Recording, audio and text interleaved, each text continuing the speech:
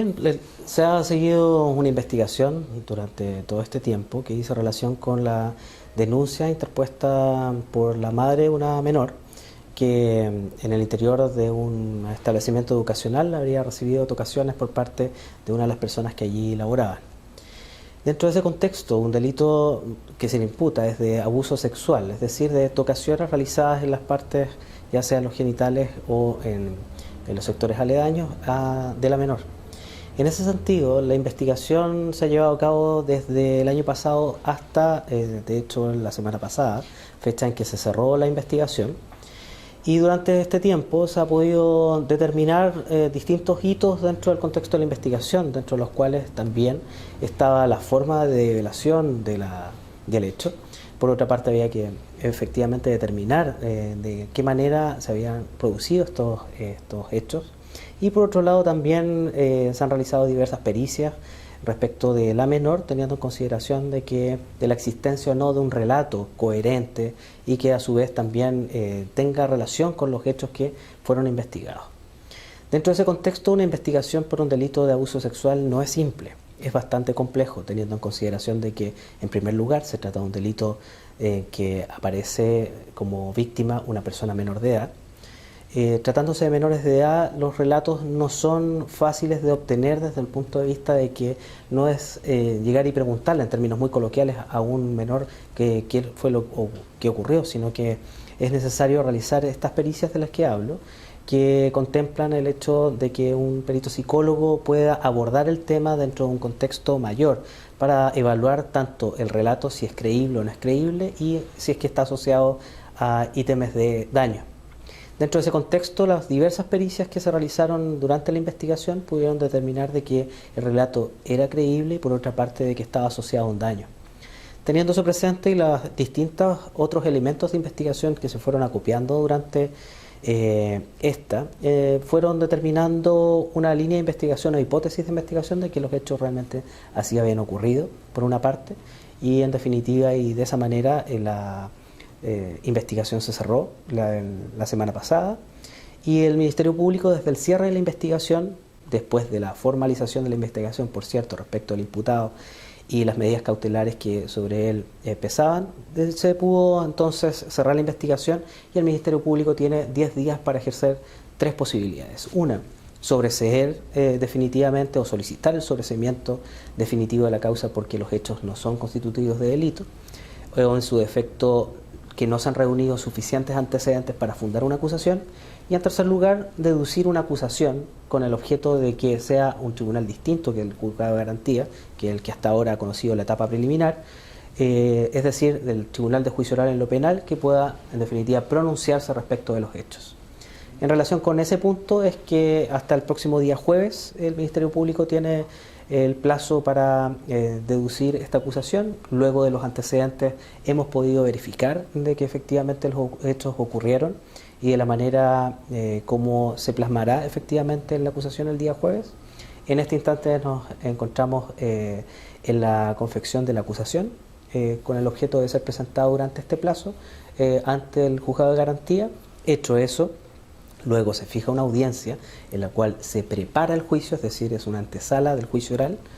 en la que los intervinientes podemos definir cuáles van a ser los medios de prueba de los que nos valdremos en el juicio. Y también tendrá la oportunidad quien es querellante en esta causa, que precisamente es la madre de la menor, a través de su abogado, que en definitiva podrá o adherirse a la acusación del Ministerio Público o presentar una acusación particular.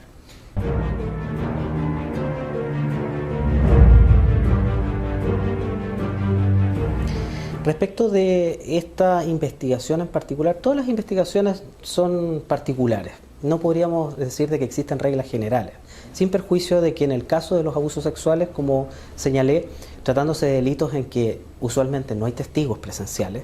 en general hay testigos de oídas y que se pueden evaluar las credibilidades de los relatos.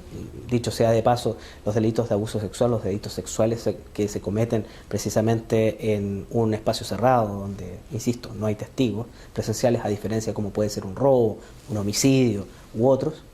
En el caso de los delitos como del abuso sexual se suma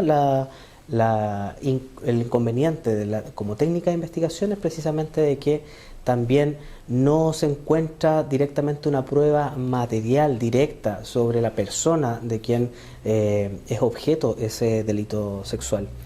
En este sentido, a diferencia, por ejemplo, del delito de violación, en el cual se utiliza la fuerza o la intimidación, hay evidencias o huellas que quedan o marcas que quedan en el cuerpo, a diferencia de los abusos sexuales, que quedan más bien en la psiquis de las personas. Por eso el trabajo es distinto y es un trabajo de hecho metódico y además espaciado en el tiempo, teniendo en consideración de que no solo se devela por parte de un menor un relato respecto del hecho, sino que además con un tratamiento, como es el caso en el cual se encuentra la menor que fue objeto de este hecho, un tratamiento con un psicólogo que pueda ir determinando también cuál puede ser su disponibilidad para un relato que pueda aportar mayores antecedentes.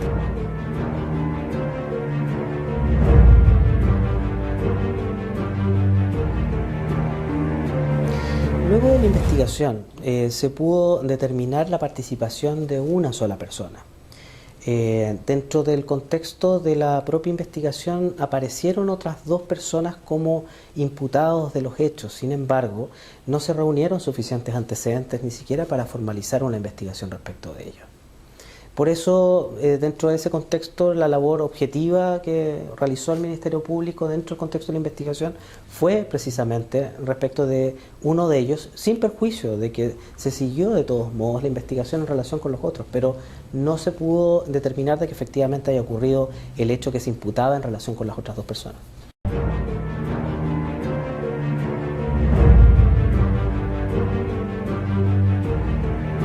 Todas las personas en Chile pueden ser objeto de una imputación penal.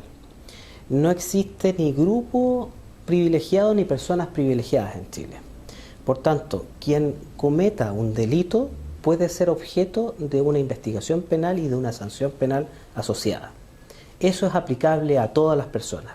incluyendo también a sacerdotes, incluyendo a cualquier persona, a empleadores, etc. Por tanto, respondiendo directamente a su pregunta, sí puede ser objeto de imputación cualquier persona.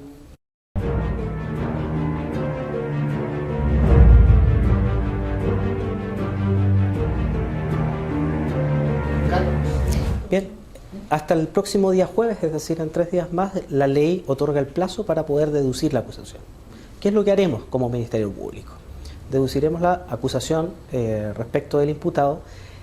momento en el cual se fija de inmediato una audiencia de preparación de juicio. En esa audiencia se prepara a su vez el juicio en el sentido de que se fijan las pruebas por las cuales se valdrá cada uno de los intervinientes. En el caso del Ministerio Público se valdrá de diversas pruebas acopiadas durante el proceso de investigación. El querellante podrá a su vez también incorporar pruebas y por otra parte también la defensa podrá incorporar pruebas.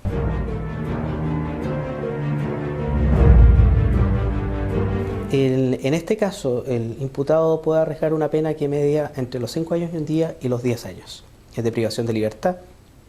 asociado también a otras penas accesorias que dicen relación con la prohibición de la guarda de menores de edad y también del trato directo con menores de edad.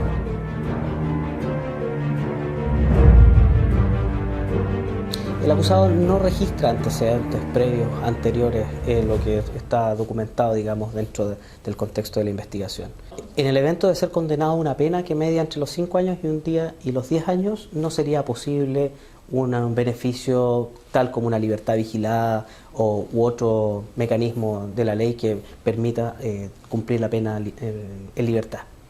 Es decir, si la condena es de 5 años y un día hasta los 10 años, tendría que ser una pena efectiva, de cumplimiento efectivo.